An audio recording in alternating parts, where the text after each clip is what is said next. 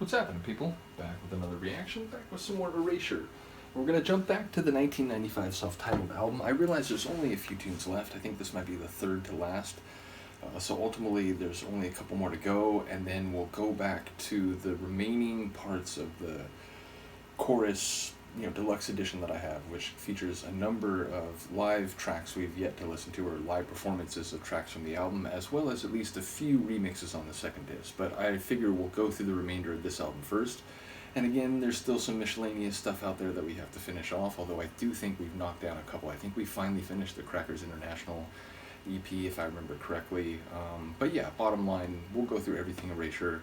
And once again, shout out to the multiple people who have shared Erasure with me in this deep dive. And yeah, like I said, we're going to go back to the self-titled album, and the next track is Angel.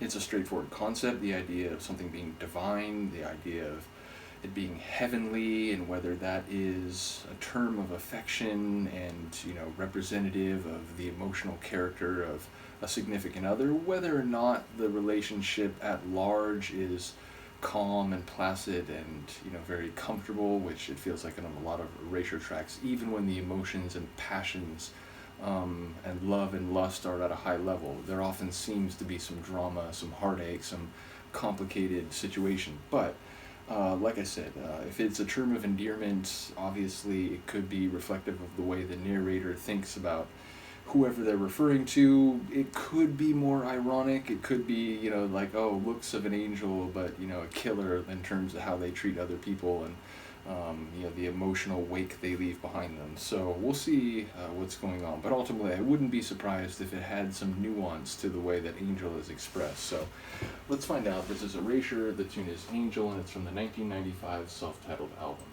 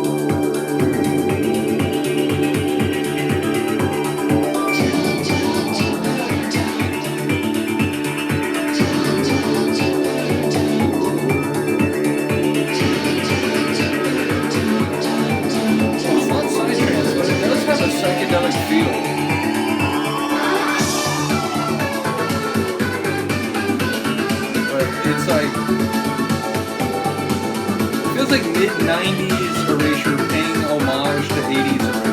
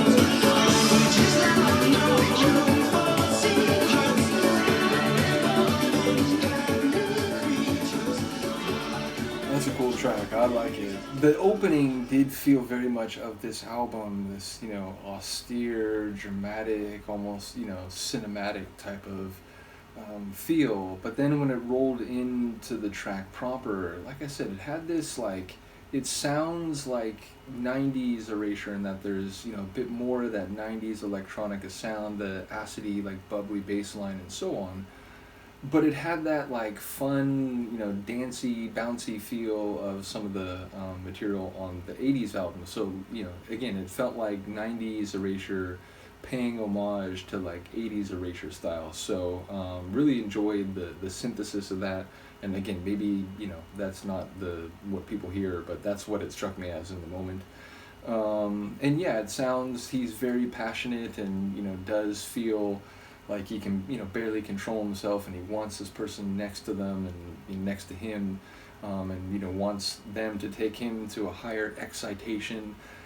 So there's definitely, intense, visceral, and physical passion throughout the song, though I don't know if there's, an asymmetrical angle to it, or if he's, also experiencing pain, but it felt like more positive, both sonically and from what I caught lyrically. So either way, a cool tune. As I said, we'll finish off. There's either 1 or 2 tracks left.